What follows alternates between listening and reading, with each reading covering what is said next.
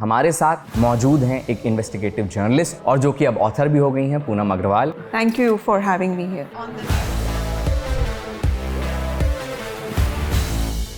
महात्मा गांधी जो थे वो महिलाओं को वोटिंग राइट देने के खिलाफ थे। वोटिंग राइट खास तौर पे उन्हें दिया जाए कि जो लोग सत्ता में जाकर कंट्रीब्यूट कर सकें। किस तरीके से पॉलिटिकल फंडिंग बदलती गई देश में। इलेक्टोरल बॉन्ड लाते ही साथ गवर्नमेंट ने कहा कि जो डोनर है उसका नाम नहीं बताया जाएगा। आपने पैसे ले लिए हजारों करोड़ रुपए, अब सत्ता में आने के बाद आपने उसी को फेवर किया किसी तरह से, तो वो जो क्विड प्रो को जिसे कहते हैं ना कि पैसे के बदले आपने फेवर किया या नहीं, तो वो ब्राइब का रूप ले लेता है।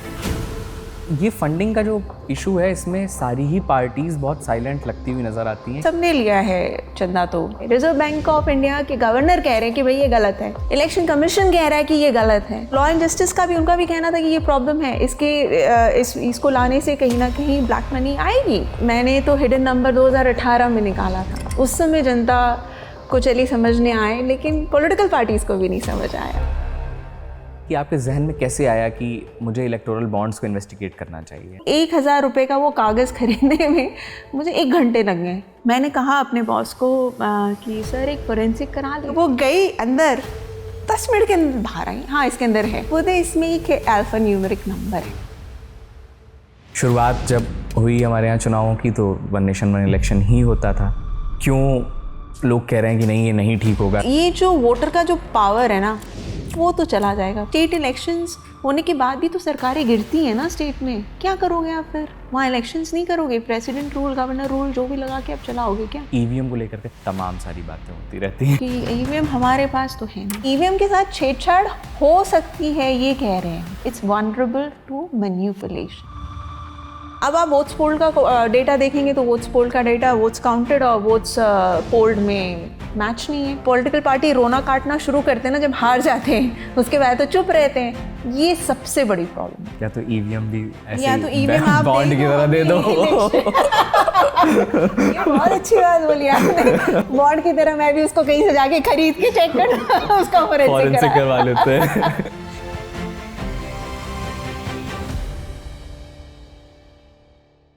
हेलो एंड वेलकम, मेरा नाम है मुकुल सिंह चौहान और आप देख रहे हैं जस्ट ब्रेकिंग डाउन पॉडकास्ट। आज के पॉडकास्ट में हम बात करेंगे इंडियन इलेक्शंस की, हम इलेक्शंस की हिस्ट्री की बात करेंगे, इससे जुड़ी हुई कंट्रोवर्सीज की बात करेंगे, जैसे इलेक्शन कमीशन ऑफ इंडिया को लेकर के जो सवाल उठते रहते हैं। आए दिन ये सवाल हम देखते रहते हैं कि क्या भारतीय लोकतंत्र में, इंडियन डेमोक्रेसी में जो इलेक्शंस हैं वो फेयर हो रहे हैं, ट्रांसपेरेंट हो रहे हैं, हम इसकी बात करेंगे। इलेक्टोरल बॉन्ड्स की बात करेंगे जिसको लेकर के बहुत सारी बातें होती रहीं, काफ़ी विवाद हुआ, और आज हम ये बात करेंगे कि क्या इलेक्टोरल बॉन्ड्स का जो इन्वेस्टिगेशन था वो कितना मुश्किल था। क्योंकि हमारे साथ आज इन सब चीज़ों पर बात करने के लिए मौजूद हैं एक इन्वेस्टिगेटिव जर्नलिस्ट और जो कि अब ऑथर भी हो गई हैं, पूनम अग्रवाल। क्योंकि उनकी बुक आई है India inked, elections in the world's largest democracy, इसे ब्लूम्सबरी ने पब्लिश किया है। तमाम सारी बातें इसमें इलेक्शंस के अराउंड की गई है, बहुत ही अच्छे से की गई है, बहुत ही डिटेल्ड तरीके से की गई है। तो बहुत बहुत स्वागत है सबसे पहले तो पूनम जी आपका। थैंक यू और ढेर सारी मुबारकबाद किताब के लिए। Thank you for having me here. तो सबसे पहले तो मैं ये समझना चाहता हूँ कि आज के टाइम में हम इलेक्शंस बहुत आम हो गए हमारे लिए, क्योंकि हर साल कितने सारी जगहों पर हो रहा होता है और हमें लगता है कि ये तो बहुत ही नॉर्मल सी प्रोसेस है। कुछ लोग जो डेमोक्रेसी पे बिलीव करते हैं वो जाते हैं, वोट डाल देते हैं। कुछ लोग हैं जो कहते हैं कि क्या ही फ़र्क पड़ता है, वो वोट नहीं डालते हैं। लेकिन सबसे पहले मैं शुरुआत करना चाहूँगा कि ये जो आज की तारीख में हमें इलेक्शंस देखने को मिल रहे हैं, इनकी हिस्ट्री क्या रही है। क्योंकि हमने देखा है कि हमारे साथ ही आज़ाद हुए बहुत सारे देश हैं जहाँ पर ये प्रोसेस अच्छे से नहीं हो पाई। उनका हाल हम देख रहे हैं आज के टाइम पे कि किस तरीके से वो तबाह हो रहे हैं। उसमें अगर हम आज यहाँ तक पहुँचे हैं कि एक इलेक्शन की प्रोसेस हो पा रही है, तो उसकी हिस्ट्री क्या रही है, ताकि हमारे व्यूअर्स ये समझ सकें कि ये इतनी आसान जर्नी थी नहीं। देखिए, इलेक्शन कमीशन जो आपने कहा ना, डेमोक्रेसी की बात है, तो इलेक्शन कमीशन एक बहुत ही इम्पॉर्टेंट इंस्टीट्यूशन है। अनफॉर्चुनेटली हमने हमेशा इसको एक ऐसा इंस्टीट्यूशन देखा है जो टूथलेस बोलते हैं ना, कि इसके पास तो कोई पावर नहीं है, इस इलेक्शन कमीशन का काम सिर्फ इलेक्शन कंडक्ट कराना नहीं। आप एक चीज़ समझिए कि इलेक्शन कमीशन को अगर मैं सिंपल वर्ड में डिफाइन करूं कि आपके दफ्तर में घुसने से पहले मुझे कुछ लोगों से बात करनी पड़ती है, अगर वो लोग मुझे परमिशन देंगे तभी मैं आपके दफ्तर के अंदर घुस सकती हूँ। इलेक्शन कमीशन वही है। जब तक इलेक्शन कमीशन वो इंस्टीट्यूशन है जो एक वॉच डॉग है, जब तक वो परमिशन नहीं देगा किसी भी पार्लियामेंटेरियन को अंदर घुसने के लिए, यानी मेंबर ऑफ पार्लियामेंट को एमपी बनने से पार्लियामेंट में जाके गवर्नेंस को देखने के लिए, तब तक सरकार में वो नहीं आ सकता। तो ये एक बहुत ही इम्पॉर्टेंट इंस्टीट्यूशन जो अनफॉर्चुनेटली हमारा मिथ रहा कि it's just another institution, constitutional body. लेकिन आप जहाँ हिस्ट्री की बात करते हैं, देखिए हमारे फोर फादर्स ने बहुत मेहनत की थी कॉन्स्टिट्यूशन लिखने में, और उन्होंने ये चीज़ को दिमाग में रखा कि इलेक्शन कमिश्नर या चीफ इलेक्शन कमिश्नर एक, उसके पास एक पूरी पावर होनी चाहिए, एक व्हाट शुड आई से कि किसी तरह से उसको मैनिपुलेट ना किया जा सकते, एक सिंगल हैंडेडली जिसे रन करने का पूरा पावर हो, किसी के प्रेशर में उसे काम ना करना पड़े। तो ये चीज़ हमारे कॉन्स्टिट्यूशन में लिखा है कि उनके अपॉइंटमेंट के बारे में, और उनके ऊपर कोई प्रेशर ना हो, ना गवर्नमेंट का हो ना किसी का। अगर कहीं किसी तरह का कोई रिमूवल भी हो तो उसमें जुडिशरी इन्वॉल्व हो। तो ये सारी चीज़ें हमारे फोर फादर्स ने ध्यान इसलिए रखा था क्योंकि वो जानते थे कि कहीं ना कहीं अगर एग्जीक्यूटिव इसमें इन्वॉल्व हो गया तो ये मैनिपुलेट हो सकता है। अनफॉर्चुनेटली आज के दिन में हम वो डिबेट देख रहे हैं, क्योंकि सीसी का जो अपॉइंटमेंट होता है उसमें एग्जीक्यूटिव पावर्स ज़्यादा चले गए हैं, क्योंकि जो सिलेक्शन कमेटी है उसमें एमपी हैं, होम मिनिस्टर हैं और लीडर ऑफ ऑपोजिशन है। तो इन तीनों के पास पावर है to elect. So unfortunately we have gone in that phase. लेकिन हमारे फोर फादर्स ने ये ध्यान रखा था कि ऐसा ना हो। अब अगर हम आए तो पहले चीफ इलेक्शन कमिश्नर कौन थे, मैंने दुखद बात ये कि ज़्यादा लोग जानते नहीं या पढ़ा नहीं। मैंने भी जब एक किताब लिखना शुरू किया तब उसके पहले मैं जानती थी सुकुमार सेन जो हमारे फर्स्ट चीफ इलेक्शन कमिश्नर थे, लेकिन इतनी डिटेल्स में नहीं पढ़ा था। आप समझिए आज़ादी के बाद हमारे देश की क्या हालत थी, कुछ भी नहीं था, ना रिसोर्सेज थे ना कुछ, लिटरेसी रेट कितना कम था। उस हालात में इलेक्शन कंडक्ट करना इतने बड़े देश में जहाँ पर इतने लैंग्वेजेस बोले जाते हैं, इतने सारे स्टेट्स हैं, इतने सारे डिफ़िकल्ट टेरेन्स हैं, अब उसमें आपको इलेक्शन कंडक्ट करना है, पूरी चीज़ें लिखनी है कैसे। जब मैंने खुद इसके बारे में पढ़ा एंड मैं अभी मुझे बोलते हुए भी गूज़बम्स आ रहे हैं कि कितना थॉट प्रोसेस क्या होगा इलेक्शन कमीशन, और वो सिंगल हैंडेडली इलेक्शन कमीशन का काम था कंडक्ट करना इलेक्शन, पॉलिटिकल पार्टी से डील करना, उनके कैंडिडेट से डील करना। बाकी की चीज़ें आप किताब में पढ़िएगा, लेकिन मैं एक इंटरेस्टिंग चीज़ जो मैं आपको बताऊं, literacy was a main concern.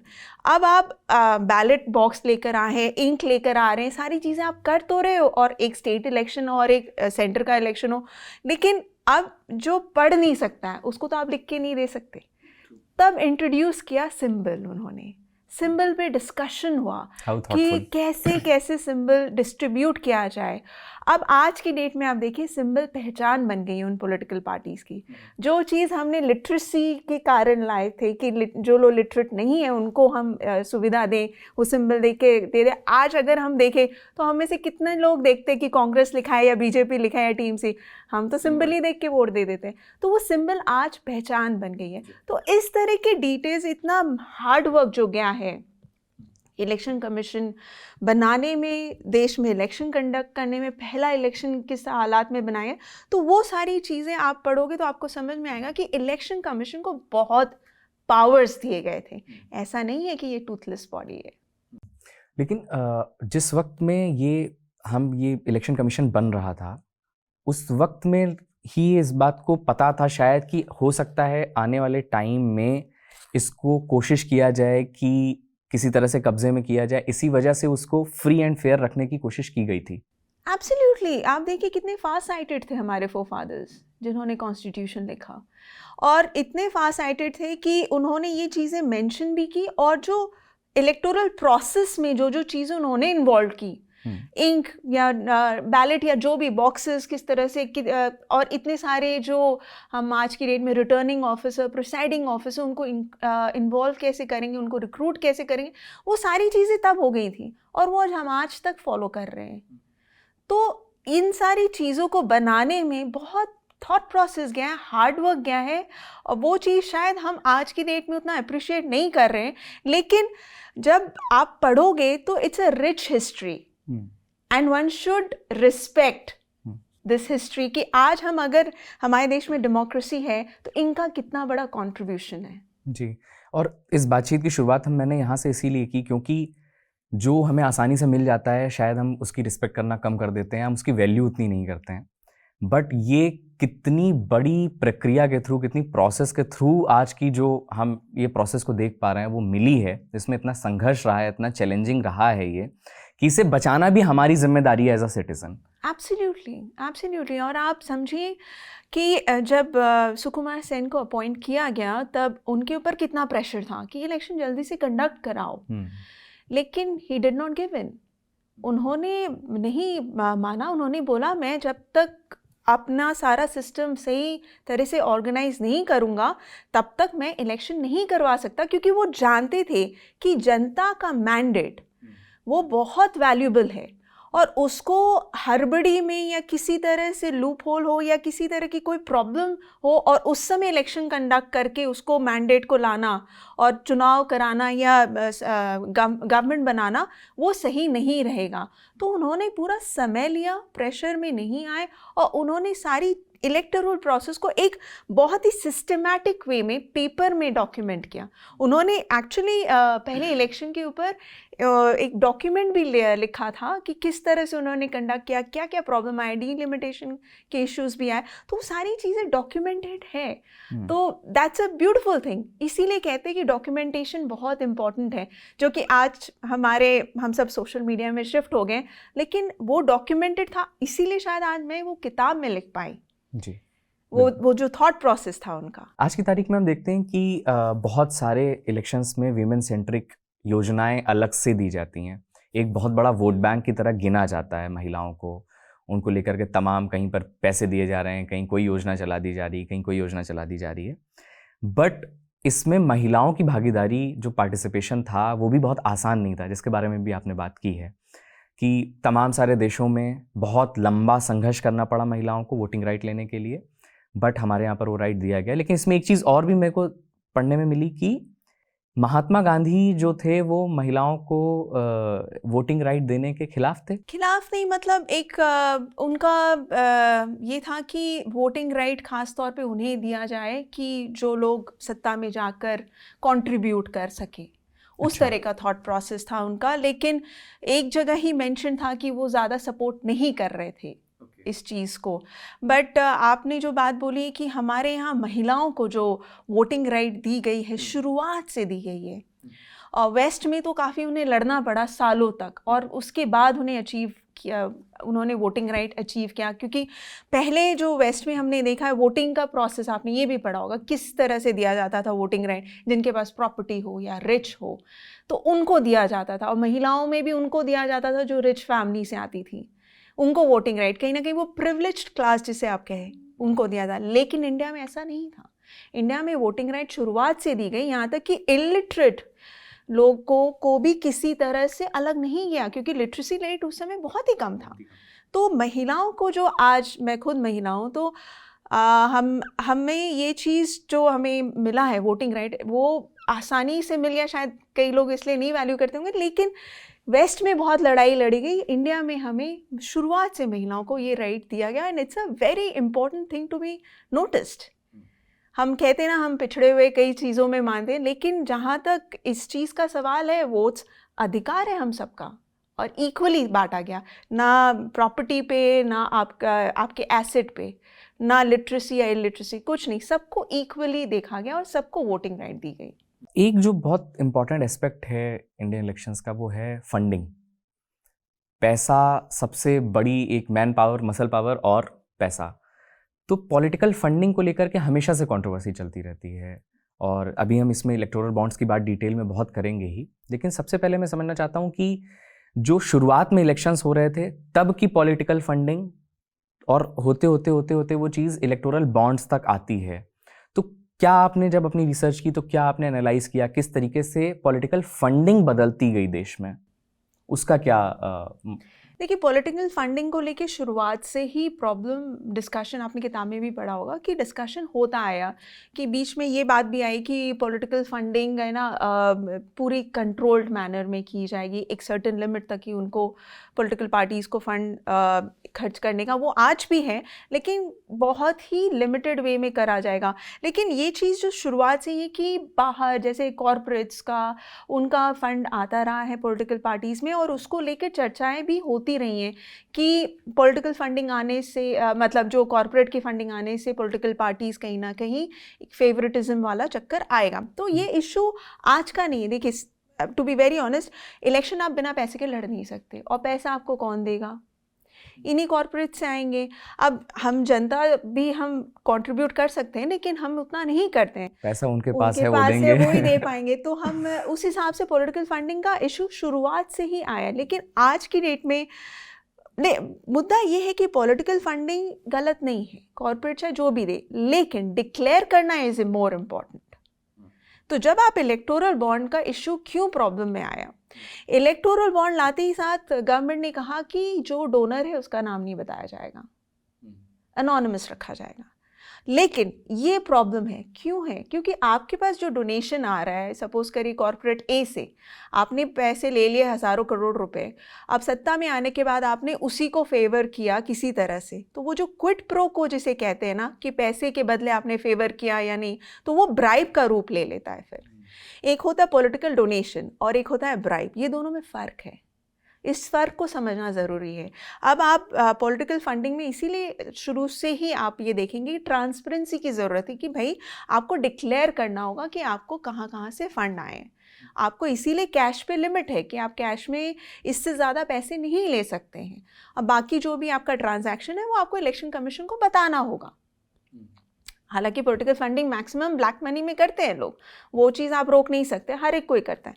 लेकिन जो इलेक्शन कमीशन का भी ऑब्जेक्शन था कि आप ये पॉलिटिकल फंडिंग अगर इलेक्टोरल बॉन्ड्स के थ्रू करेंगे तो कहीं ना कहीं ये ब्लैक मनी भी शेल कंपनीज के थ्रू आएंगी, और that could be a problem. और दूसरा जो एडीआर का पिटिशन भी लगाया गया थी कि आप एनोनिमस कैसे रख सकते हैं, पॉलिटिकल फंडिंग ट्रांसपेरेंट होनी चाहिए, ट्रांसपेरेंसी ज़रूरी है।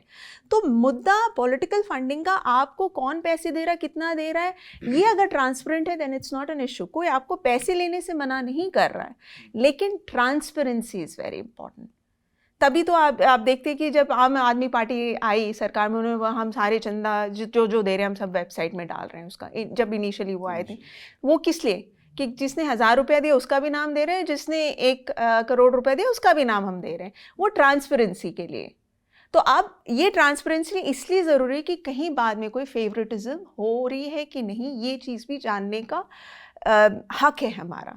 तो अब इलेक्टोरल बॉन्ड्स के साथ मेन इशू यही था, लैक ऑफ ट्रांसपेरेंसी, जिसके कारण पिटिशंस इनिशियली यही मूव किए गए थे सुप्रीम कोर्ट में कि ये अनकॉन्स्टिट्यूशनल है जी। और ऑब्जेक्शंस भी सारे, मतलब it's just not one election commission, RBI ने भी ऑब्जेक्शन लगाया कि किस तरह से ब्लैक मनी इसमें आ सकता है। और ये फंडिंग का जो इशू है, इसमें सारी ही पार्टीज बहुत साइलेंट लगती हुई नजर आती हैं, क्योंकि सबको ही फायदा हो रहा है। मतलब लगभग इसमें कोई ऐसा बहुत हल्ला होता हुआ हमें नजर नहीं आता। बहुत सारे लोग खामोशी अख्तियार कर लेते हैं कि हाँ चलो ठीक है। सबने लिया है चंदा, तो एक पॉलिटिकल पार्टी को छोड़कर, सीपीएम को छोड़कर सबने लिया है। और इलेक्टोरल बॉन्ड्स में भी उन्होंने ही सिर्फ पिटिशन किया था और जी, उन्होंने ही अपोज किया था। वो गए भी सपोर्ट में थे एडीआर के, एसोसिएशन फॉर डेमोक्रेटिक रिफॉर्म, जिनका ये पिटिशन था। प्रशांत भूषण ने वो आर्ग्यू किया था कोर्ट में। तो उन्होंने क्यों करा? हालांकि वो भी तो पॉलिटिकल पार्टी, वो भी चंदा ले सकती थी, सिवाय उनके और सबने चंदा लिया। उनका तो यही कहना कि जहाँ से पैसे आ रहे हैं आने दो, क्योंकि अल्टीमेटली तो अगर आप पैसा ले रहे हैं तो कहीं ना कहीं तो आपको फेवर करना ही पड़ेगा। मतलब ये तो बहुत ही आइडियलिस्टिक बात हो गई। हाँ। कि आपको कोई ऐसे ही पैसा दे जाए कि आप चुनाव लड़ लीजिए। बात ये भी है ना कि आपको छुपाना क्यों है? पॉइंट क्यों छुपाना है आपको कि कौन डोनर है आपके पॉलिटिकल पार्टी का? क्या जरूरत है आपको? आपने मतलब जब लेकर आए तो आर्म ट्विस्टिंग करेंगे। एक पॉलिटिकल पार्टी को पता चल जाएगा कि उसको चंदा दिया तो आर्म ट्विस्टिंग हो जाएगी उस डोनर की, इसलिए डोनर डर गया है भाई। लेकिन ये क्या लॉजिकल बात है? आप बताइए। Is it logical? नहीं। अब आपका अगर वो डोनेशन दे रहा है, आप ले रहे हो, उसमें जनता से आप तो जनता से ही छुपा रहे हो ना। इवेंचुअली तो वही दिखा कि जनता को नहीं पता, बाकी सबको पता है। एज इन SBI को पता है, गवर्नमेंट को पता है, कि सरकार को तो पता ही है कि कहाँ जा रहा है, किधर जा रहा है, किसके पास जा रहा है। तो ये जो छुपा के रखने वाली बात है वो तो समझ नहीं आई। तो ट्रांसपेरेंसी इज़ वेरी इंपॉर्टेंट। देखिए, हर एक चीज़ का कोर एक ही है। डेमोक्रेसी में सबसे बड़ी इंपॉर्टेंट बात है ट्रांसपेरेंसी, और ये ट्रांसपेरेंसी जब तक आप नहीं लाएंगे तब तक प्रॉब्लम है। इलेक्शन कमीशन के साथ आज जो हम समस्याएं देख रहे हैं वो ट्रांसपेरेंसी से ही जुड़ी हुई हैं। और जब मैं ट्रांसपेरेंसी शब्द का इस्तेमाल कर रही हूँ, उसका मतलब ये है कि जो सूचना हमें मिलनी चाहिए बिना किसी डिमांड के, वो सूचनाएं भी हमें नहीं मिल रही, जो कि हमारा राइट था, जो कि हमारा राइट है एज अ सिटीजन जानने का। अगर आप उसको देने से कतरा रहे हो तो सवाल तो उठेंगे। कल भी उठे थे, आज भी उठ रहे हैं और कल भी उठेंगे। तो ट्रांसपेरेंसी यहाँ पर है। हम कोई आपसे नेशनल सिक्योरिटी से रिलेटेड कोई इन्फॉर्मेशन नहीं मांग रहे हैं, हम कोई ऐसा सूचना नहीं मांग रहे जिससे आप देश को खतरा हो या नेशनल सिक्योरिटी को। हम वो सूचना मांग रहे हैं जो कि इलेक्शन कमीशन के पास है या जो हमारा हक है जानने का। अब इलेक्शन कमीशन एक ऐसी बॉडी है, अगर आप और मैं वोट देने ना जाएं तो क्या है election commission as a institution? कुछ नहीं, कोई काम ही नहीं उनका, फिर is as good as shut shop. तो इलेक्शन कमीशन को ये समझना चाहिए कि वो आज की डेट में एक constitutional body with so many powers इसलिए है क्योंकि हम और आप वोट देने जाते हैं, हम और आप अभी भी इलेक्शन में विश्वास करते हैं। जिस दिन जनता का विश्वास उठ गया इस चीज़ से, बहुत ही प्रॉब्लम में आ जाएगा उस दिन डेमोक्रेसी। सिर्फ पॉलिटिकल पार्टीज़ के लिए इलेक्शन कमीशन नहीं रन कर रहा। Political parties is one of the stakeholders, लेकिन आप और मैं सबसे ज़्यादा इम्पॉर्टेंट स्टेक होल्डर है। और ये हर एक वोटर को समझने की ज़रूरत है कि उनका वोट कितना वैल्यूबल है। अगर पॉलिटिकल पार्टीज़ कंटेस्ट भी करें इलेक्शन और हम और आप वोट ना डालें, क्या वो सत्ता में आ सकती हैं? तो मुद्दा यहाँ ये है कि ट्रांसपेरेंसी जो इलेक्शन कमीशन को बना के चलना चाहिए, जो सरकार को बना के चलना चाहिए पॉलिटिकल फंडिंग से रिलेटेड, वो चीज़ कहीं ना कहीं लैक किया है पास्ट में। और इसीलिए इलेक्टोरल बॉन्ड्स पे इतने सारे सवाल उठे, क्योंकि हमारा कॉन्स्टिट्यूशन ये कहता है, जो रिप्रेजेंटेशन ऑफ पीपल्स एक्ट है, उसके तहत हमारा हक है जानने का, और ट्रांसपेरेंसी मेंटेन करने की ज़रूरत है वहाँ पर। और इतने सारे अमेंडमेंट्स करके वो लेकर आए electoral bonds, left right and centre amendments किए उन्होंने इन स्पाइट ऑफ ऑब्जेक्शंस। मतलब ये तो क्लासिकल एग्जाम्पल है, आप समझिए। RBI, reserve bank of India के गवर्नर कह रहे हैं कि भाई ये गलत है, इलेक्शन कमीशन कह रहा है कि ये गलत है। इनफैक्ट आप सोशल जस्टिस, इनका भी कहना था कि it's a problem, law and justice, या सॉरी, तो लॉ एंड जस्टिस का भी उनका भी कहना था कि ये प्रॉब्लम है, इसको लाने से कहीं ना कहीं ब्लैक मनी आएगी, ट्रिकल इन करेगा। लेकिन इतने 3 बड़े बड़े इंस्टीट्यूशंस को भी उन्होंने ओवरलुक करके इलेक्टोरल बॉन्ड, सबसे बड़े स्टेक होल्डर्स, हाँ सबसे बड़े। और मजे की बात ये है मुकुल की, आप लेकर तो आए 6 साल, आपने पैसे भी लिए इसके जरिए, जबकि पिटिशन कोर्ट में पड़ा हुआ था, सुप्रीम कोर्ट में। तो शायद ये उम्मीद रही होगी कि कोर्ट फेवर में ही जजमेंट देगा। मैं आपको बड़ा इंटरेस्टिंग बात बताऊं यहाँ पे, जो मैंने किताब में भी शायद लिखी हुई है, कि जिस दिन जजमेंट आना था उस दिन मुझे कोई उम्मीद नहीं थी। अच्छा। मुझे कोई उम्मीद नहीं थी। मैं 10 बजे का था सुबह जजमेंट प्रोनाउंस, 10:30 का, तो ऑनलाइन तो अब हम सब देख ही सकते हैं जो चल रहा है। मैंने ऑन ही नहीं किया, कि मैं तो जनरली देखती हूँ ऑनलाइन, मैं क्या, मैंने ऑन ही नहीं किया यार। मैं सोचा कि चलो मैक्सिमम क्या होगा, बस स्टे लगा देंगे, उससे ज़्यादा तो कुछ हो ना, क्योंकि 6 साल से ऑलरेडी चल रहा था ये मैटर। मैं क्या, स्टे लगा देंगे, मैक्सिमम बोलेंगे कि अभी आप बेचो मत, अभी स्टे है। मैंने इतनी ही उम्मीद की थी। मुझे पता कहाँ से चला, जब मेरे फ़ोन बजने शुरू हो गए कि स्ट्रक डाउन हो गया है। तो आप बताइए कि मैंने तो हिडन नंबर 2018 में निकाला था। उस समय जनता को चली समझने आए, लेकिन पॉलिटिकल पार्टीज को भी नहीं समझ आया। इसी की बात करते हैं। तो इलेक्टोरल बॉन्ड्स की मैं डिटेल में आपसे बात करना चाहता हूँ। उसके 2 कारण हैं। एक तो मेरा अपना लालच है कि आपने इतना अच्छा काम किया, इतना इन्वेस्टिगेटिव जर्नलिज्म का काम, जो कि बहुत कम देखने को मिलता है। इट्स नॉट ईजी ये बहुत ही टाइम टेकिंग प्रोसेस है, बहुत ही चैलेंजिंग प्रोसेस है। तो सबसे पहले तो मैं उस पूरी प्रक्रिया को समझना चाहूँगा और उसका थॉट कैसे आया, कैसे कैसे आपने अपने एडिटर को पिच किया, वो पूरी कहानी में समझना चाहूँगा। मैंने किताब में वैसे लिखी है। लिखा भी है आपने कहानी। मैं तो चाहूंगी रीडर्स पढ़े उसको। बिल्कुल बिल्कुल पढ़ेंगे भी। उसके बाद क्या इलेक्टोरल बॉन्ड्स की क्या प्रॉब्लम्स थी, उस पर भी मैं आपसे डिस्कस। तो आप पूछना, पहला सवाल आपका। तो पहला सवाल मेरा ये है कि आपके जहन में कैसे आया कि मुझे इलेक्टोरल बॉन्ड्स को इन्वेस्टिगेट करना चाहिए? देखिए मुकुल, आप खुद जर्नलिस्ट हैं। जर्नलिस्ट कई बार स्टोरीज होती है ना आपके, आप वैसा नहीं सोचते कि इसके अंदर कुछ निकलेगा ही।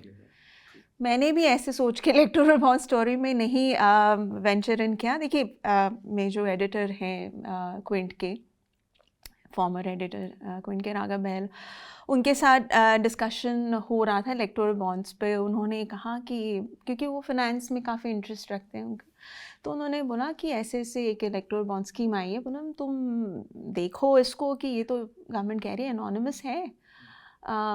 तो मैंने कहा सर एनोनिमस डोनर को कैसे रखेंगे? तो वो एक है ना, एक रजीम जो चल रही थी सबके मन में कि या इतने ऑनेस्ट है कि एक्चुअली में एनोनिमस रखेंगे, इस स्कीम को लेकर आए कि कहाँ बिक रहा है। तो मैंने कहा पार्लियामेंट स्ट्रीट में जाना होगा। तो पार्लियामेंट स्ट्रीट बैंक जो कि इनका हेड ऑफिस है, एक तरह से head office in the sense Delhi का सबसे बड़ा ब्रांच है, वहाँ गए। वहाँ पर भी थोड़ा नीचे में किसी को पता नहीं था। उन्होंने कहा 5th फ्लोर पे चले जाओ। तो 5th फ्लोर में जाने के बाद वहाँ तो एक अलग ही एक्सपीरियंस रहा। वहाँ पर फिर जब मैंने कहा इलेक्टोरल बॉन्ड्स खरीदना, तो मैंने वो केबिन में चले जाइए। फिर वो केबिन में जाके जैसे ही मैं खड़ी हुई, अब पता नहीं मैं दिखने में क्या हूँ, कैसी हूँ, मेरे को ऐसे उन्होंने ट्रीट किया कि भाई तुम क्या करोगी इलेक्टोरल बॉन्ड का? बोला नहीं सर। मैं कहा नहीं सर मुझे तो चाहिए, मुझे डोनेशन देना है, मैं बहुत सुना इसके बारे में। आपको कहाँ से पता चला? इस तरह की चीज़ें आई हूँ।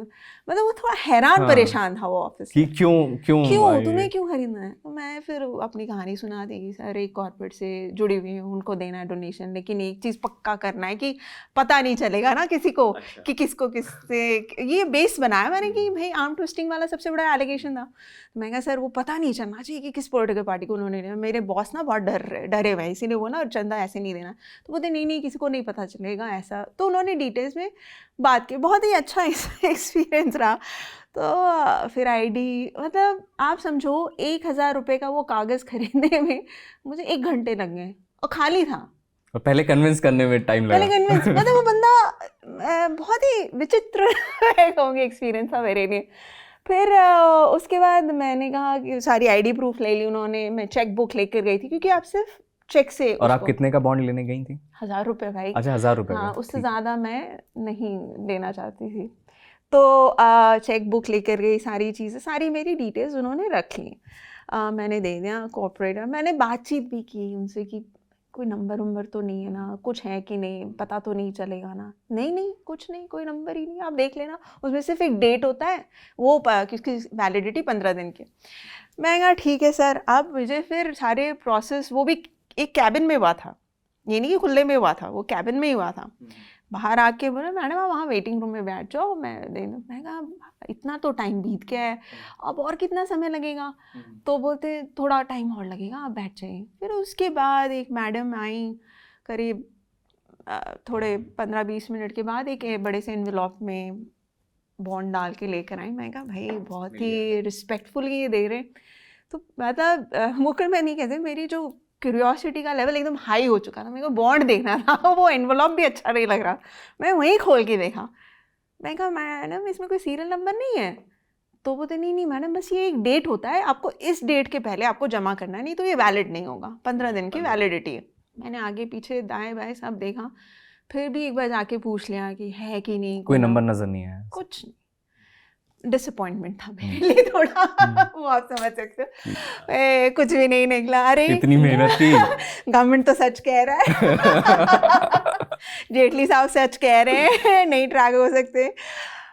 तो मैं चली गई घर, 5 बज गए थे शाम के। मैं घर ही चले जाते, अब क्या करना। मैंने मैसेज डाल दिया अपने बॉस को कि सर लग रहा है ठीक ही है। ये ना मेरी भावनाएं वैसे निकल रही होती है ना जो। तो फिर मैं गई घर और डिसअपॉइंटमेंट काफ़ी रहा, लेकिन कुछ अखर गया बिहेवियर। कि इतना क्या है भाई? मतलब ये तो 1000 रुपये का बॉन्ड है, चलो मान लिया 1000 रुपये का, अगर 10,000 क्या 1 लाख का भी सामान लेते हो आप तो थोड़ी ना इतना कोई आपके पास सारे हैं, इतनी पूछताछ क्यों? बिहेवियर मुझे समझ नहीं आया कि क्या है ये, और ख़ास तौर पे वो जो सीनियर ऑफिसर थे, तो मैं होता है ना कि कहते हैं ना you sleep over the thing, and घर जाके भी मैंने देखा उसको ट्यूबलाइट ऐसे वैसे घुमा घुमा के कि कई नंबर कुछ दिख जाए तो पता चले, जैसे नोट नहीं दिखते कुछ नहीं समझ आया, आई स्लेप्ट ओवर। तो नेक्स्ट डे उसके कुछ ही दिन पहले मैं फोरेंसिक ऑफिस जाके आई थी ट्रुथ लैब किसी और स्टोरी के लिए, तो वो फोरेंसिक वाला it was fresh in my mind and then just went. मैं किताब की सारी बातें यही बोल रही हूँ, मैं फिर भी रीडर्स बोल रही हूँ, प्लीज प्लीज पढ़ेंगे, हमारे व्यूअर्स बहुत अच्छे हैं, हाँ। ये किताब भी पढ़ते हैं और मैं पूरी कोशिश करूँगी इसमें हिंदी में आ जाए, क्योंकि अंग्रेजी आई नो लिमिटेड रीच होती है, बट पब्लिशर तो ये कहते हैं अंग्रेजी की पहले बिकेगी तभी हिंदी आएगी नहीं, बिल्कुल आए हिंदी जी। तो फिर वो ट्रुथ लैब का, तो जैसे फोरेंसिक होता है हर चीज़ का, किसी भी चीज़ का फोरेंसिक करा सकते हो, पेपर का भी होता है। मैंने कहा अपने बॉस को कि सर एक फोरेंसिक करा लें। राघव सर ये नहीं बोले कि बस करो अब नहीं, कोई मेरे बेसिस नहीं था ना बोलने के पीछे, वैसे कि हाँ कोई लीड भी मिली होती ना कि हाँ यार कुछ तो है, वो लीड भी नहीं थी। अब बिहेवियर ही सिर्फ एक चीज है, वो कैसे समझाएं? बिहेवियर ही थी, वो कैसे समझाओ आप? एडिटर को समझाना। नहीं मतलब एडिटर तो बहुत अच्छे हैं, मेरे भी रहे देखो हम डिफेंड करें नहीं, मैंने राघव सर को एक्नॉलेजमेंट दिया जी बिल्कुल तो उन्होंने कहा तो मैंने कहा सर ट्रुथ लैब में जाकर करा लेते हैं एक, तो वो थे कि चले जाओ। उन्होंने कुछ ज़्यादा पूछा नहीं, मैंने कहा सर बस एक बार एक ना फाइनल चेक कि कुछ नहीं है, बट फिर मैं थोड़ा सा ना महंगा नहीं, पैसे भी लगेंगे बहुत ज़्यादा नहीं लेकिन सर लगेंगे, क्योंकि मैं जानती थी वहाँ कुछ लोगों को, तो मैं कहा सर मैं जाके पहले उनको बोलूँगी ऐसे रिक्वेस्ट कि इसको एक बार देख के बता दो कुछ है कि नहीं, तब मैं ऑफिशियली आपसे ले लूँगी, तब पैसे दूँगी। तो होता ना जर्नलिस्ट की आदत होती ना थोड़ी बहुत अपना कॉन्टैक्ट लगा लेते, तो मैं गई वहाँ पर रिक्वेस्ट किया कि इसको देख लो प्लीज़ आप, है ना ये, तो उन्होंने बोला ये क्या है, तो मैंने कहा ये है, तो बोलते ये कोर्ट में भी जाएगा क्या, लीगल केस होगा क्या? मैं कहा अभी तो कुछ नहीं होगा, अभी आप पहले देख लो कि आप इसमें कुछ है कि नहीं, तो अगर कुछ हुआ then I will take an official report कि इसमें कुछ नंबर कुछ है कि नहीं। It was very interesting. मैं वो गई अंदर, 10 मिनट के अंदर बाहर आई, हाँ इसके अंदर है। मैं कहती जल्दी पता कैसे चल गया आपको कि है? तो बोलते इसमें है। मैंने कहा क्या है? तो बोलते इसमें एक अल्फा न्यूमेरिक नंबर है। I can't say in words, express in words मेरी फीलिंग, मतलब वो पैरों तले ना ज़मीन वो जो हिलने लग जाती ना आपकी फीलिंग की, जल्दी से देख लूँ किसी तरह। मैं कहा यार मैं आपके लैब में चली जाऊँ, थोड़ा देख लूँ। नहीं आप लैब में नहीं घुस सकते, इट्स नॉट अलाउड। तो वो एक है ना रश, मैं समझ सकता हूँ इस वक्त एड्रेनलिन क्या रश हो रहा होगा। और मैं ये कहूँगी जेनजी को भी कि भाई देखो आप एक एरा में रहते हो जहाँ AI पे डिपेंडेंट है काफ़ी चीज़ें, लेकिन ये रश आपको, एड्रेनलिन रश आपके खुद के एक्सपोजर से ही आ सकता है। तो मैं कहा ठीक है जाइए आप, you give me the official document, मतलब रिपोर्ट, इसके अंदर क्या क्या है नंबर के अलावा और क्या है, कुछ और भी है तो देख के आप सारी पूरी, बोलते हाँ हम पूरी रिपोर्ट कर। तो मैं राघव सर को कभी कॉल नहीं किया था इतने साल उनके साथ काम करें, उस दिन तो मैं सोचा भी नहीं, तुरंत फ़ोन मिला दिया, बताओ पहले कि सर इसमें है। बोलते क्या है? मैंने कहा इसमें नंबर है जो छुपा हुआ है, जो हमें नहीं दिखेगा ऐसे, लेकिन है। मैं कहा सर इसको मैं दे रही हूँ रिपोर्ट के लिए। एंड ही सेड, मैंने कहा सर लेकिन अब चैलेंज है कि यूनिक है कि नहीं ये भी तो प्रूफ करना होगा, तो उसके लिए मुझे दूसरा खरीदना होगा। तो फिर ठीक है खरीद लो। अब वो वीकेंड था तो फिर मंडे जाके मैंने दूसरा खरीदा, फिर वही प्रोसेस, फिर वो बंदा पूछे कि वो लेने, और वो भी 1000 रुपये का। तो इट स्टेज विथ यू ना सर्टेन एक्सपीरियंस जो आपको, आई वुड से लोग कहते हैं कि ये तुम्हारा इंट्यूशन था, ये, अब आप इसको कुछ भी बोल लो आप, I don't know what to say, it's just experience भी बोल सकते हो कि बॉडी लैंग्वेज आप भी पढ़ना शुरू कर देते हो, इट्स बाय डिफ़ॉल्ट कि वो बंदा हम कुछ तो है गड़बड़, कुछ तो शेडी है, मतलब शेडी वर्ड थोड़ा गड़बड़ है यहाँ पर यूज़ करना, लेकिन कुछ है जो नॉर्मल नहीं है। तो एक चीज़ जो बाद में पता चली कि भाई ये तो रिकॉर्ड करते, ये अपना सीरियल नंबर, तभी मुझे वो 15-20 मिनट बाहर बैठाया, वो रिकॉर्ड करके ही तो ला के दिया होगा ना उन्होंने कि इसमें ये सीरियल नंबर है, वो भी अपने टॉर्च से देखते होंगे यूवी लाइट में कि ये नंबर है फिल्म। तो ये सारे 1+1 करके आप निकालते हो 2 बाद में, लेकिन ये जो प्रोसेस जो एक बॉडी लैंग्वेज, और अगर उन्होंने मुझे सिंपल तरीके से बिना क्वेश्चन करे, शायद मैं ना सोचती इतना, पता नहीं, मैंने भी इसे कबड़ में डाल दिया होता, पढ़ा रहे, कभी नहीं आता बात। एक नॉर्मल सा बॉन्ड है, बात खत्म। क्योंकि आप मैं यहाँ बॉन्डिंग में एकदम कोई हिंट ही नहीं है उसमें कि कहीं कुछ छुपा हुआ है। आप नोट में फिर भी देख सकते हो वाटर मार्क्स, उसमें नहीं। तो इंटरेस्टिंगली बाद में जब ये जजमेंट आ गया, मैं अपना जो यूट्यूब चैनल एक्सप्लेन एक्स खुद भी करती हूँ, उसके लिए मैंने सुभाष गर्ग जो फॉर्मर फाइनेंस सेक्रेटरी उस समय थे, उनका सुभाष चंद्र गर्ग उनका इंटरव्यू किया। तो उनको उस समय तो वो कांटेक्ट में ही नहीं आते थे भाई फाइनेंस सेक्रेटरी। अब तो मैंने जब मैसेज किया तुरंत हाँ कर दिया उन्होंने इंटरव्यू के लिए। तो मेरे को वो कहते तुम्हारे कारण तो हमें पता चला कि इसमें नंबर है। मैंने कहा सर क्या कहना चाह रहे हैं, आपके फाइनेंस मिनिस्ट्री को नहीं पता? बोलते नहीं हमें क्या पता था कि वो रिकॉर्ड कर रहे हैं। तो मुद्दे की बात ये है कि ये नंबर अगर नहीं आता तो आज हमें ये नहीं पता होता कि किसने किसको कितना चंदा दिया। ये पता होता कि कितना चंदा किसके पास गया और किस किस ने दिया, लेकिन ये जो को रिलेशन कर पाए हम, और उसके ऊपर आप किताब में भी पढ़ा होगा, मैंने डिटेल्स में लिखा है कोर्ट हियरिंग में भी क्या क्या हुआ, वो सिर्फ ये नंबर के कारण आप पता कर पाए। को रिलेशन क्यों इम्पोर्टेंट था ये भी आप दर्शकों को बताइए। देखिए आप, क्योंकि बहुत सारे लोग कह रहे हैं कि ठीक है कि को रिलेशन से क्या कॉन्सिक्वेंसेस हो सकते थे।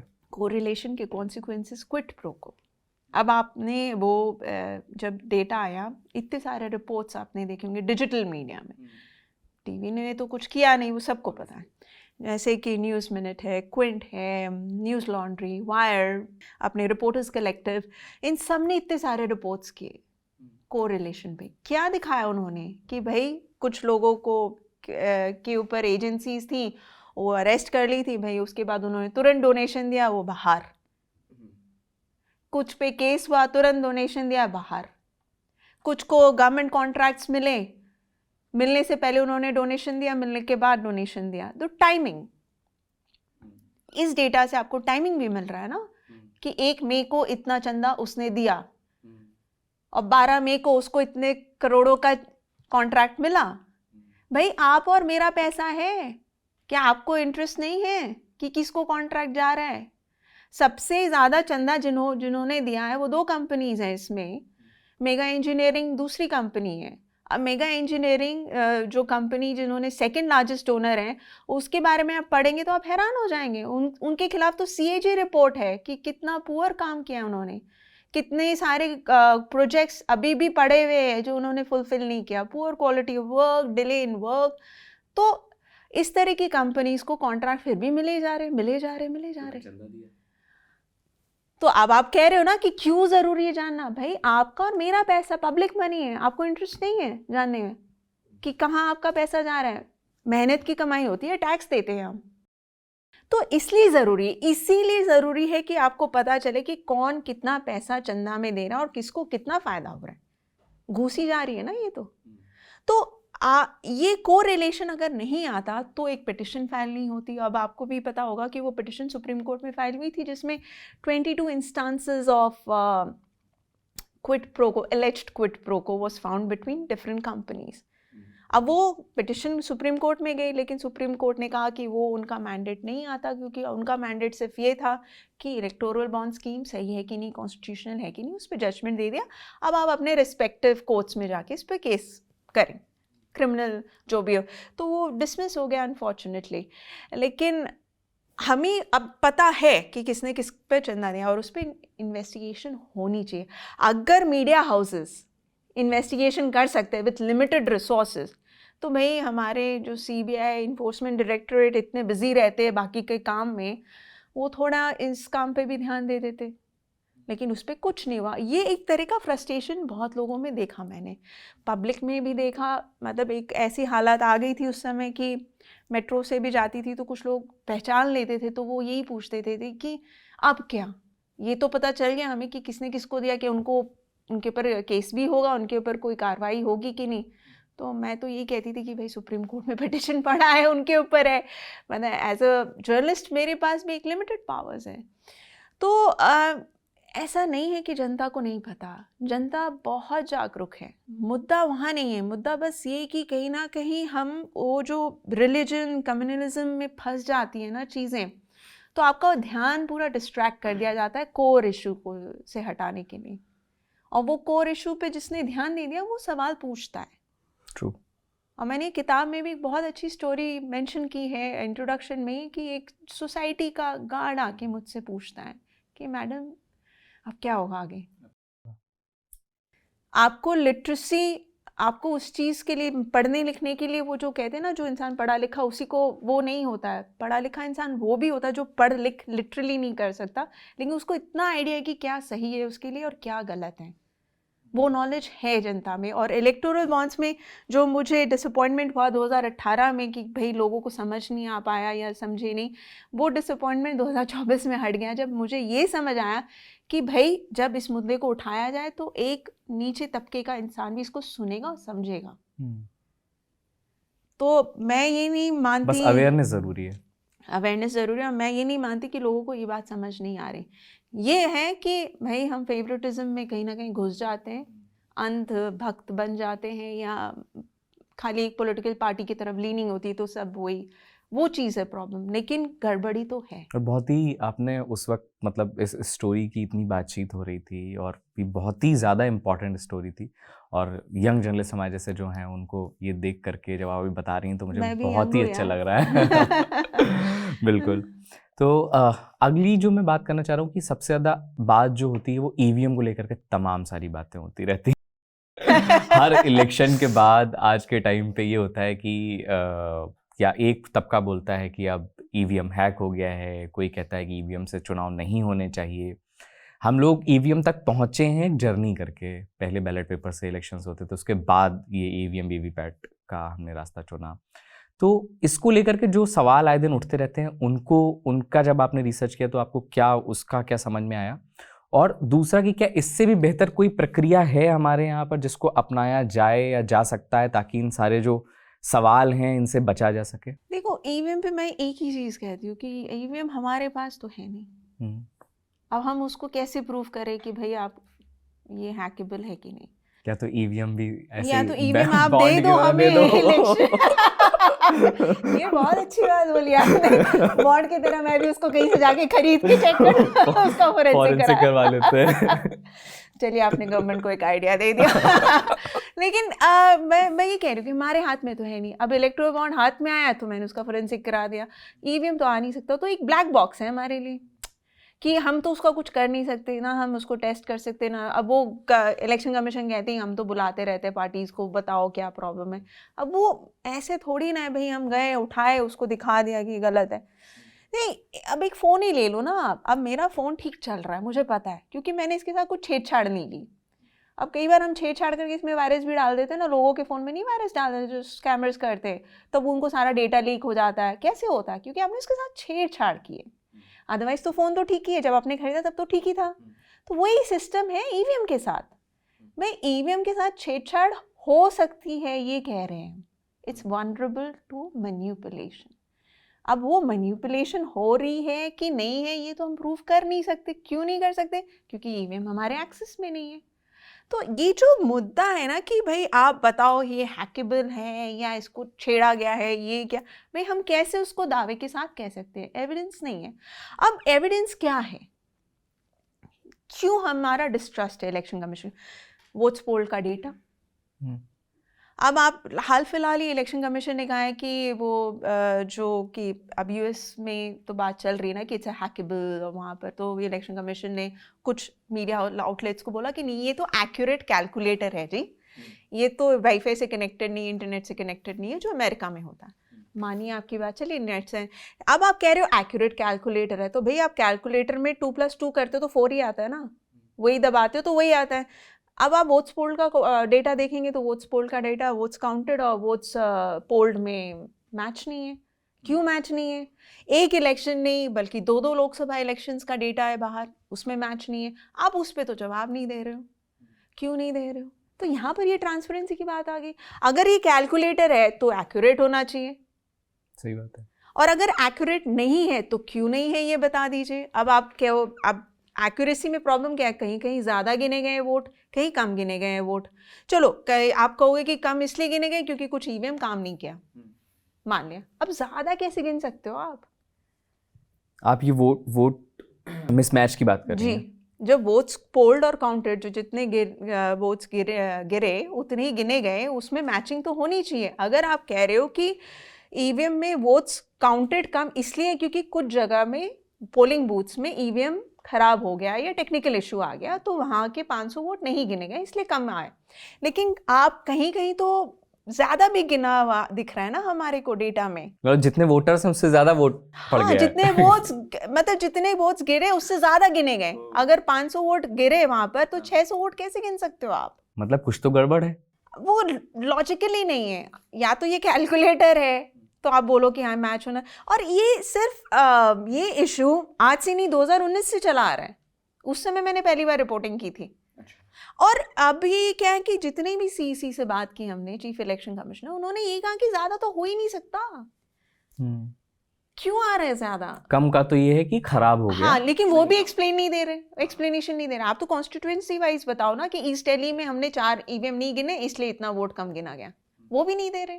तो ये जो मुद्दा है एक तो वोट्स पोल्ड के डेटा का, वो भी कोर्ट तक भी गया मैटर, फिर भी जवाब नहीं दे रहे। 2024 में कितना हल्ला उठा इसका कि भाई आप वोट्स पोल का डेटा रिलीज करो, नंबर में रिलीज करो, परसेंटेजेस में रिलीज मत करो, नंबर्स में करो, क्योंकि इनिशियली उन्होंने परसेंटेज में किया। अब परसेंटेज आप रिलीज करोगे कि 40% वोट पड़ा, अब 40% को आप थोड़ी ना आप एब्सोल्यूट नंबर से मैच कर सकते हो। तो फिर उसके बाद लड़ते लड़ते अच्छा, नंबर्स में प्रॉब्लम आ रही थी तो परसेंटेज बता दिया। हाँ, से परसेंटेज बता दिया। फिर उसके बाद आप नंबर, इतना हल्ला हुआ कि मल्लिकार्जुन खड़गे ने लिखा चिट्ठी, सिविल सोसाइटी मेंबर्स ने लिखा, मैंने इतने सारे वीडियोस करे और लोगों को समझाया कि भाई फॉर्म 17C करके कुछ होता है, उसमें वो लिखते हैं कि कितना वोट्स गिरा, और वो उसी दिन लिखते हैं जिस दिन वोट्स पोल्ड हुआ। अगर आज हुआ है वोट्स गिरा है तो आज ही लिख देंगे उसमें, क्योंकि वो डेटाबेस है। थैंक्स टू सुकुमार सेन, उन्होंने ये सब कुछ करके गए थे। 17C तब से चला आ रहा है, वो नोट डाउन करते हैं डॉक्यूमेंटेशन। अब 17C बोलते थे कि नहीं वो नहीं पता, कुछ और बोलते होंगे, लेकिन वो डॉक्यूमेंटेशन तभी से करते हैं कि भाई इस कॉन्स्टिट्यूएंसी में 1000 वोट गिरे हैं, लिख के दे दो, तभी तो आपको पता चलेगा ना। प्रिजाइडिंग ऑफिसर की जिम्मेदारी होती है। हाँ, प्रिसाइडिंग ऑफिसर की जिम्मेदारी होती है, वो लिखता है, वो फॉर्म 17C पोलिंग एजेंट को मिलता है, वो भी लेने की उसकी जिम्मेदारी है कि वो ले सकता है, पोलिंग एजेंट्स को नहीं पता। मैं तो इस बात से हैरान थी मुकुल कि भाई इलेक्टोरल प्रोसेस, चलो मैंने तो पढ़ाई की थोड़ी, जर्नलिस्ट, मैं इलेक्शन तो लड़ना नहीं था तो, लेकिन जो इलेक्शन लड़ते हैं उनको नहीं पता, नेताओं को नहीं पता, नेता ही लड़ते हैं, उनको नहीं पता कि फॉर्म 17C करके कुछ होता है, उनको ये नहीं पता कि पोलिंग एजेंट ले सकता है। तो आप जो इलेक्शन सालों से होता आ रहा है, आज तो नहीं हो रहा ना, उसके बारे में निटिग्रिटीज पर ध्यान देने की जरूरत थी। और ये सारी चीजें हमने, मतलब विद गॉड्स ग्रेस कह लीजिए, ये तो एक डेटा सामने आ गया मेरे, और ये भी इसमें मुझे लीड मिली थी, बॉन्ड्स में नहीं मिली, इसमें मुझे लीड मिली थी। वो भी उसका जिक्र किया है मैंने, हालांकि नाम बदल दिया उसका। वो सोर्स बंदा स्टूडेंट था और वो I think so he was in a take गाय। तो उसने एक पर्टिकुलर इलेक्शन, असेंबली इलेक्शन का मैच करने की कोशिश, मध्य प्रदेश। तो उसने बोला मुझे, मैंने कहा नहीं यार ऐसे थोड़ी ना होता है। मैं उस समय इलेक्शन कमीशन से मुझे कुछ लेना देना नहीं था, मैं कभी नहीं कवर करती, मुझे कोई इंटरेस्ट ही नहीं था। तो उसने बोला नहीं है, तो मैं कहा ठीक है आप डेटा भेजो मैं देखती हूँ। फिर उसने भेजा, मैं फिर उसका INC का, मैं कहा अच्छा। तो बोले फिर वो मुर्शिदाबाद पहुँच गए, फिर वो इधर पहुँच गए, फिर मतलब अब आप क्या कॉन्वर्सेशन करोगे। मतलब मैं इसलिए मैं अवॉइड इसलिए सिंपली करती हूँ मुकुल, क्योंकि मैं नहीं चाहती कि मैं जहाँ पर रेगुलर हूँ वहाँ पर ऐसा माहौल क्रिएट हो, वहाँ पर मैं पॉलिटिकल बातें करूँ, मुझे अपनी सैनिटी भी चाहिए। ट्रू। तो आप जो कह रहे हो ना जनता से बात करना और जनता को फ़र्क पड़ता है कि नहीं, मैं ये कहूँगी कि जनता पॉलिटिकली अवेयर है, पॉलिटिक्स में इंटरेस्ट भी लेती है, जानती भी सब कुछ है, लेकिन बहुत ही डिवाइडेड अब हो गई है हमारी पब्लिक। और ये थोड़ा मैं इलेक्शन के टाइम भी मैंने सुना कई लोगों की वोट दे के क्या फ़ायदा जब इलेक्शन कमीशन नहीं बिका हुआ है। मेरे यूट्यूब चैनल के कमेंट में भी आते हैं कि क्या ही फ़ायदा है, बैलेट पे चले जाना चाहिए, ईवीएम को हटाओ, ये वो। मतलब आप समझ रहे हो, ऐसा नहीं कि लोगों को पता नहीं, लेकिन solution is something we are not talking about. We need to talk about solutions. Problems highlight आपने कर दिया है, सोल्यूशंस क्या है? सोल्यूशंस पे जब तक हम बात नहीं करेंगे पब्लिक को भी भरोसा नहीं आएगा, वो भी इस तरह से हवाइयाँ बातें करते रहेंगे।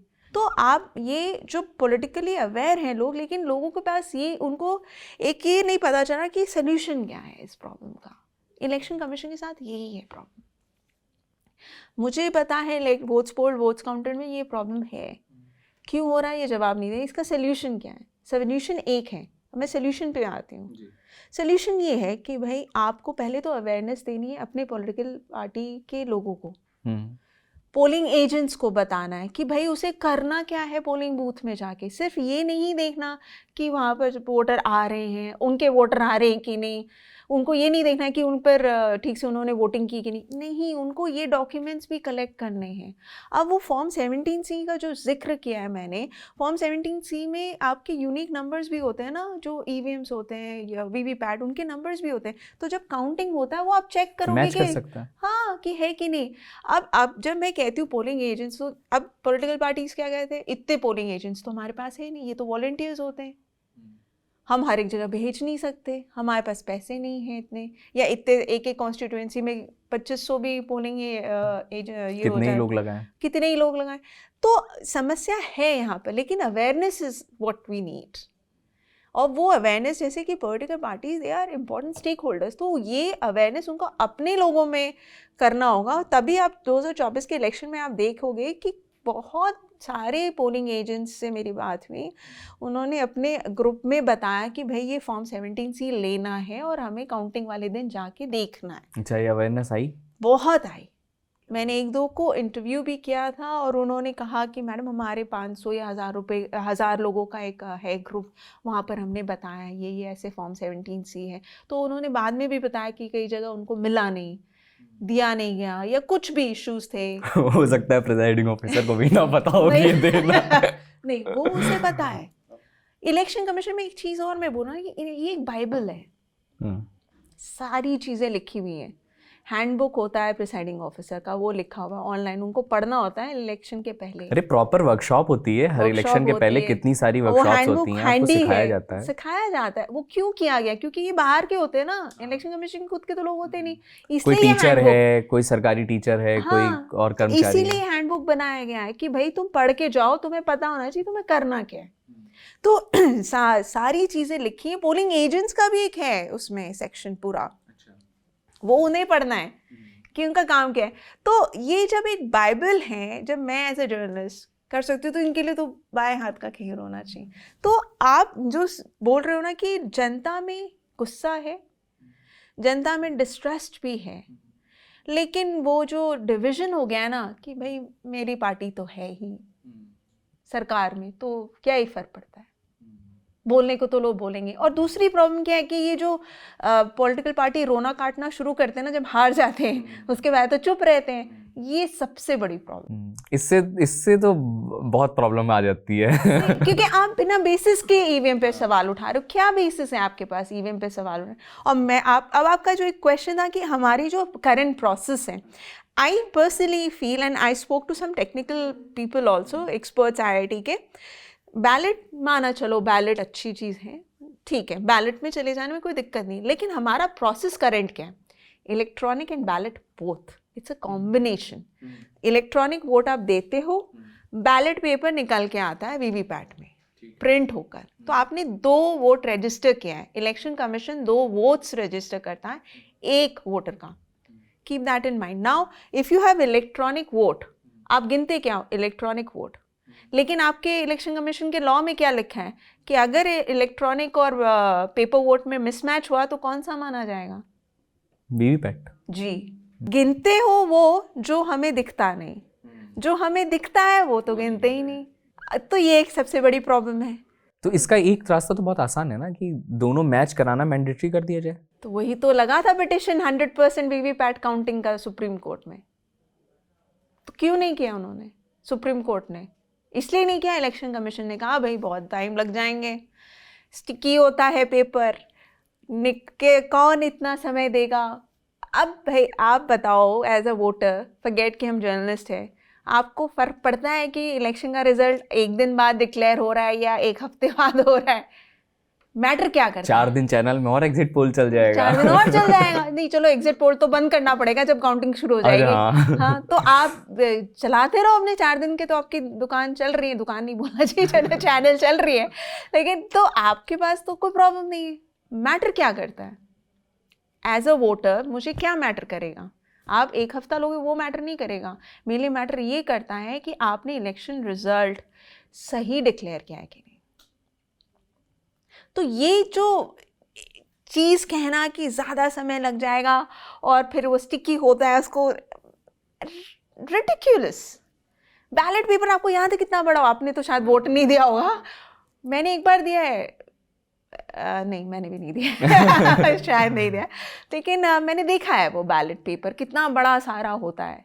वो उसको खोलते, होता ही तो था, मतलब ऐसे ही तो काउंट ही तो करते थे. ऐसे वो खोलते थे, फिर उसको सेग्रीगेट करते थे साइलों में अलग अलग कि ये इसको गया इसको ना. तो खोलना लगाना वो तो बड़ा पेपर होता था. ये तो एक ATM की मशीन जितना बड़ा पेपर होता है वीवीपैट का जो स्लिप होता है, उसको कितना ही टाइम लगना है.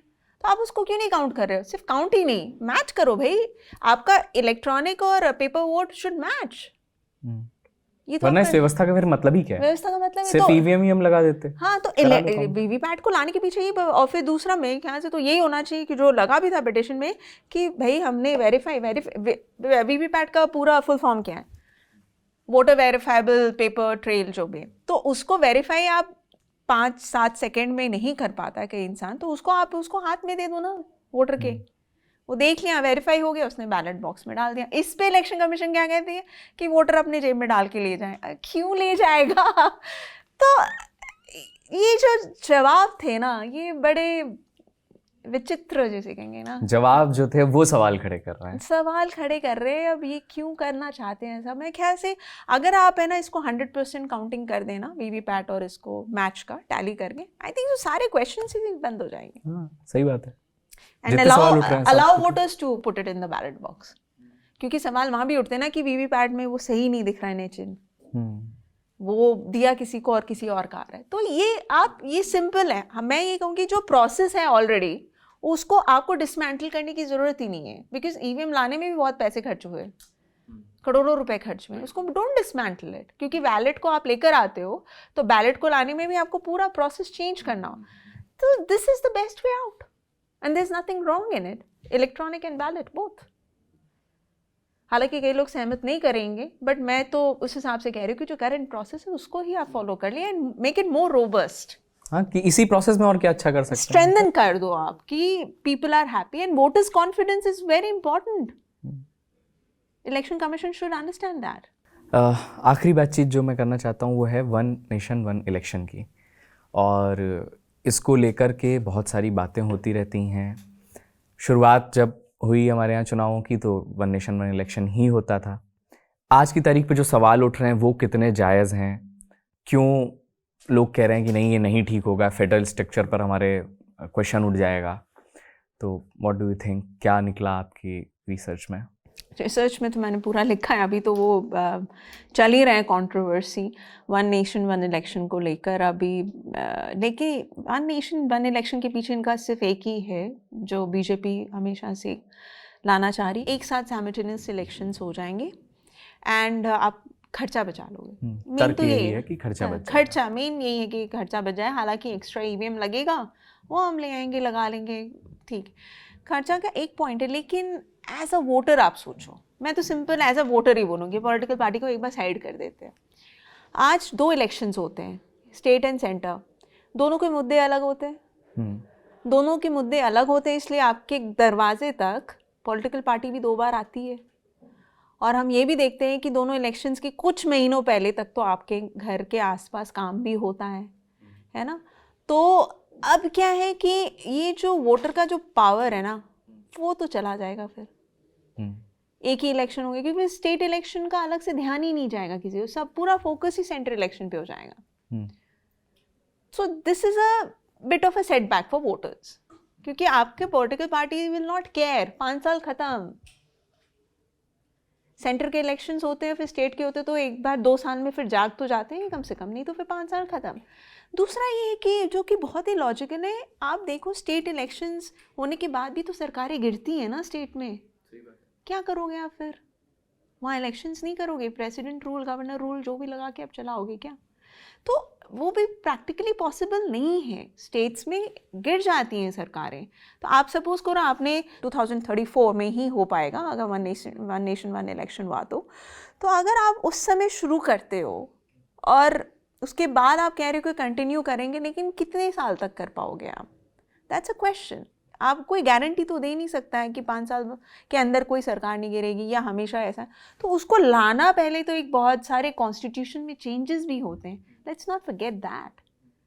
ये तो एक वोटर की अपनी समस्या है, लेकिन कॉन्स्टिट्यूशनल चेंजेस भी तो आपको करने पड़ेंगे। तो ये पूरा process is a big thing. अब बीजेपी क्यों लाना चाहती है कि उनके लिए लगता है कि शायद एक ही फेस है, उसी पे वोट पड़ जाएंगे और उनके फेवर में चला जाएगा, सारा फोकस सेंटर पे हो जाएगा, स्टेट वालों को साइड कर देंगे, रीजनल पार्टीज़ ख़त्म हो।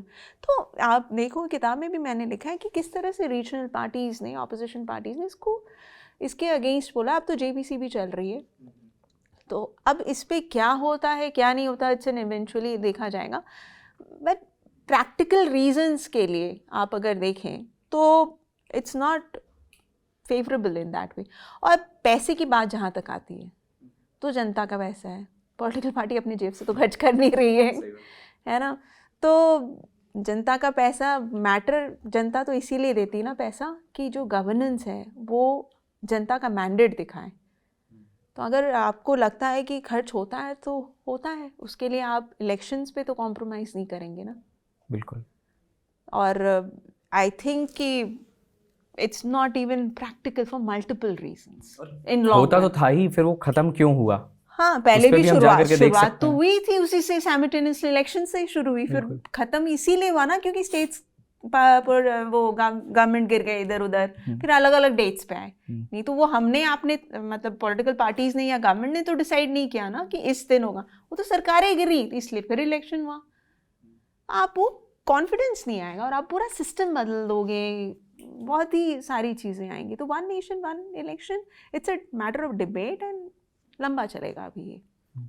आखिरी सवाल कि अभी के टाइम जब आप इन सारी चीज़ों को एनालाइज कर रही हैं, आप देख रही हैं, रिसर्च किया आपने, अभी क्या होप आपको नज़र आती है? जो ये तमाम सारे सवाल आए दिन उठते रहते हैं कि क्या ट्रांसपेरेंट नहीं है, फिर कोई बोलता है कि लोकतंत्र पे सवाल उठ रहा है, कोई बोलता है कि इलेक्शंस रिग्ड हैं, फेवर किया जा रहा है। इन सारी बहसों के बीच में क्या आपको लगता है कि ट्रांसपेरेंसी के साथ में आगे आने वाले समय में हमारा जो डेमोक्रेसी है, जिस पे हम मदर ऑफ डेमोक्रेसी बोलते हैं, वो अच्छे से फंक्शन करती रहेगी? How do you see that? देखिए मुकुल, मैं बहुत पॉजिटिव इंसान हूँ लाइफ में, और मैं काम में विश्वास रखती हूँ। 10,000 प्रॉब्लम्स हर एक इंसान के लाइफ में होती हैं, लेकिन अगर मेरा फोकस वहाँ हुआ ना तो मैं काम नहीं कर पाऊँगी। इसलिए मैंने कहा प्रॉब्लम्स तो सबको पता है, सोल्यूशन पे कोई देखना नहीं चाहता, ध्यान नहीं देना चाहता। जो ट्रांसपेरेंसी की बात कर रहे हो, चाहे आज की सिचुएशन की बात कर रहे हो, let me tell you one thing very honestly, political parties को सिर्फ एक ही चीज़ से मतलब है, इलेक्शन जीतने से। उन्हें और किसी चीज़ में इंटरेस्ट नहीं है।